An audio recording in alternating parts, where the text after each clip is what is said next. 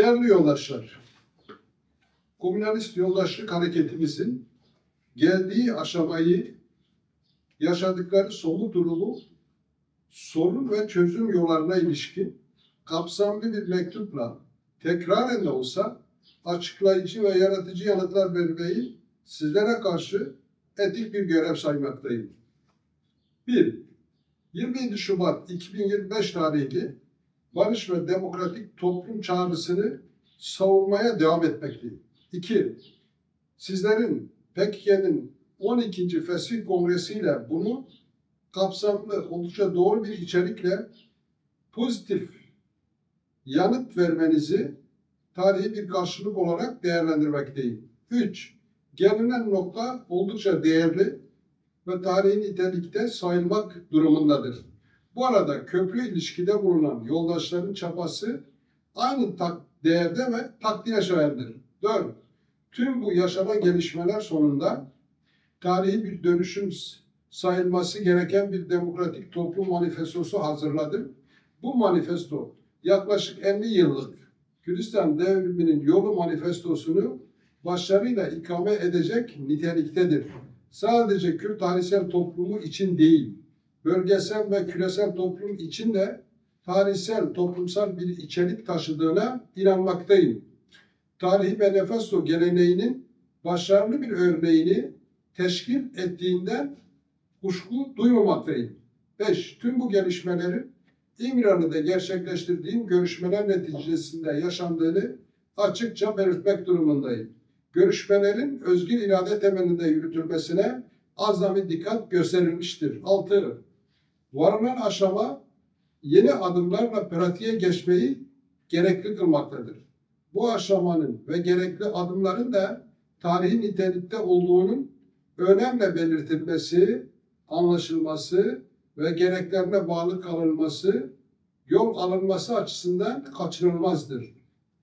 Varlık inkarına dayalı ve ayrı devlet amaçlı PKK hareketi ve dayandığı Ulusal Kurtuluş Savaş stratejisine son verilmiştir. Varlık tanınmış, dolayısıyla ana amaç gerçekleşmiştir. Miadını doldurma bu anlamdadır. Gerek aşırı tekrar ve aşmaz olarak değerlendirilmiştir. Bu temelde kapsamlı eleştiri, öz eleştiri devam edecektir. Siyaset boşluk tanımayacağına göre boşluk, barış ve demokratik toplum başlıklı program, demokratik siyaset stratejisi ve temel taktik olarak bütüncül hukukla doldurulmak durumundadır. Tarihsel nitelikte ve kader belirleyici bir süreçten bahsediyoruz. Sürecin geneli olarak silahların gönüllüce bırakılması ve Türkiye Büyük Millet Meclisi'nde yetkili ve kanunla kurulması düşünülen kapsamlı komisyon çalışması önemlidir. Kısır mantıklı önce sen ben kısırlığına düşmeden adımların atılmasında dikkat ve hassasiyetin gösterilmesi şarttır. Atılan adımların boşa çıkmayacağını biliyorum. Samimiyeti görüyor ve güveniyorum. Dolayısıyla daha da pratik ve somut kilit açıcı adımlara geçilmeye çalışılmaktadır. Benim tarafımdan ileri sürülen tezlerin belli başlı olanları şunlardır. 1. Herkesin üzerine düşeni yapması, barış ve demokratik toplum hedefine ulaşılması, pozitif entegrasyonalist bir perspektifle mümkündür.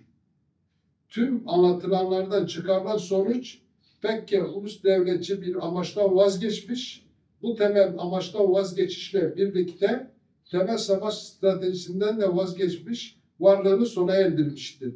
Gelinen tarihi noktanın daha da ileriye götürülmesi beklenmektedir. 2. Gerek Türkiye Büyük Millet Meclisi ve komisyon için anlam ifade edecek, gerek kamuoyundaki şüpheleri giderecek ve sözümüzün gereğini karşılayacak şekilde silahların bırakılmasını ilgili çevre ve kamuoyuna açık olarak temin etmeniz doğal karşılanmalıdır. Silah bırakma mekanizmasının kurulması süreci ileri taşıyacaktır. Yapılan silahlı mücadele aşamasından demokratik siyaset ve hukuk aşamasına gönüllüce geçiştir.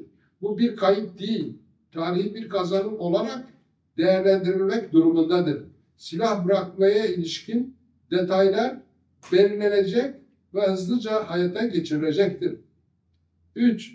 Meclisin çatısı altında bulunan DEM, diğer partilerle birlikte bu sürecin başarıya ulaşması için üzerine düşeni yapacaktır. 4. Bu arada tüm karar metinlerinde vazgeçilmez bir şart olarak benim özgür kalma durumuma gelince, biliyorsunuz ki ben hiçbir zaman kendi özgürlüğümü bireysel bir sorun olarak görmedim. Felsefi olarak da kişi özgürlüğü toplumdan soyut olamaz.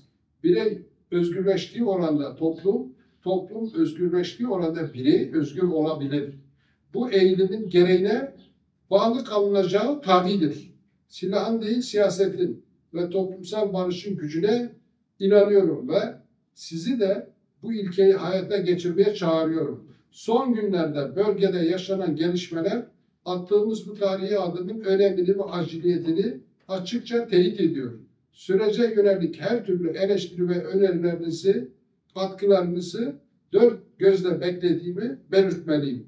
Bu tartışmalar tüm ülke, bölge, küresel düzeyde bizleri demokratik modernite güçlerini yeni bir teorik program, strateji ve taktik evreye ulaştıracağına, şimdiden bunun hazırlık çabası içinde olduğuna dair çok iyimser ve hazır olduğunu arzulu ve coşkulu olarak belirtelim. Önümüzdeki döneme çağrım, kongre kararları ve en son bu yazıda dile getirdiğim görüş ve öneriler doğrultusunda yüklenelim ve başarı temelinde gelişmeler sağlayalım.